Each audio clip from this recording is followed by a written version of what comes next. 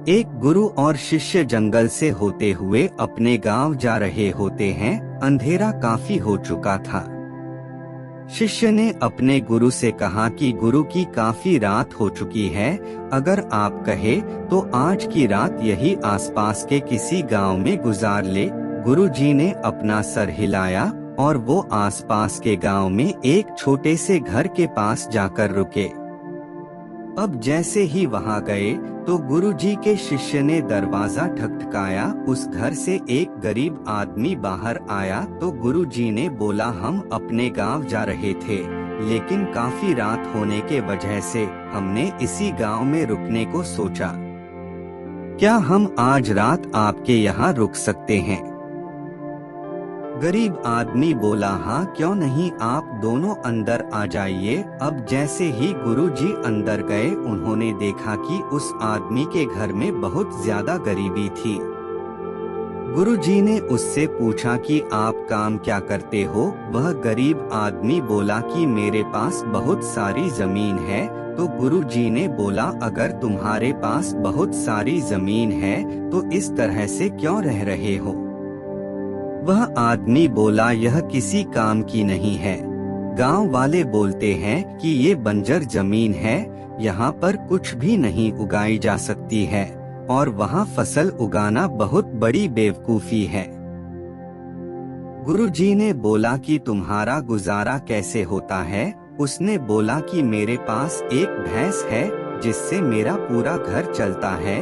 ये सुनने के बाद गुरुजी सो जाते हैं और रात में जब सब लोग सो रहे होते हैं तब गुरुजी अपने शिष्य को उठाते हैं और उस गरीब आदमी की भैंस लेकर अपने गांव चले जाते हैं। शिष्य अपने गुरु से पूछता है कि गुरुजी कहीं आप ये गलत तो नहीं कर रहे हैं? उस गरीब आदमी की रोजी रोटी इसी भैंस की वजह से चलती है। तो गुरुजी अपने शिष्य की तरफ देखते हैं और मुस्कुराते हुए आगे बढ़ जाते हैं। उस बात को तकरीबन 10 साल गुजर जाती है और जो गुरु का शिष्य था वह बहुत बड़ा गुरु बन चुका था। तो एक दिन उन्हें उस गरीब आदमी की याद आती है कि मेरे गुरु ने उस आदमी के साथ अच्छा नहीं किया था, मुझे एक बार चलकर देखना चाहिए कि वह आदमी अब किस परिस्थिति में है।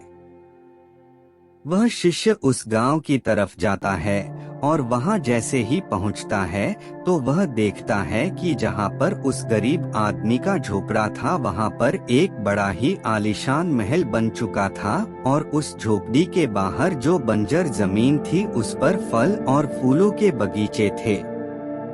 तभी उधर से उस घर का मालिक आता है। शिष्य उसे पहचान लेता है और उस आदमी को बोलता है, तुमने मुझे पहचाना, मैं अपने गुरुजी के साथ आया था, हमने एक रात के लिए आपके यहाँ रुके भी थे।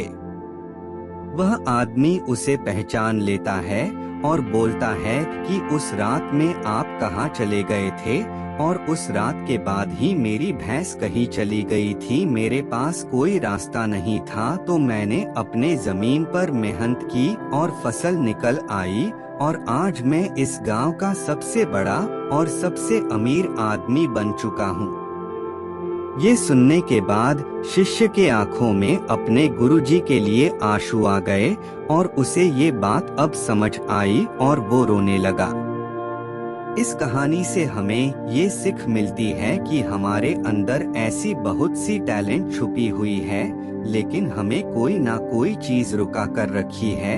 वो आपके फैमिली वाले भी हो सकते हैं, आपको जॉब भी हो सकती है, कुछ और भी हो सकता है। देखिए, आपके पास भी तो भैंस की जैसी कोई दूसरी चीज तो नहीं है जिसने आपको आगे बढ़ने से रोक कर रखा है।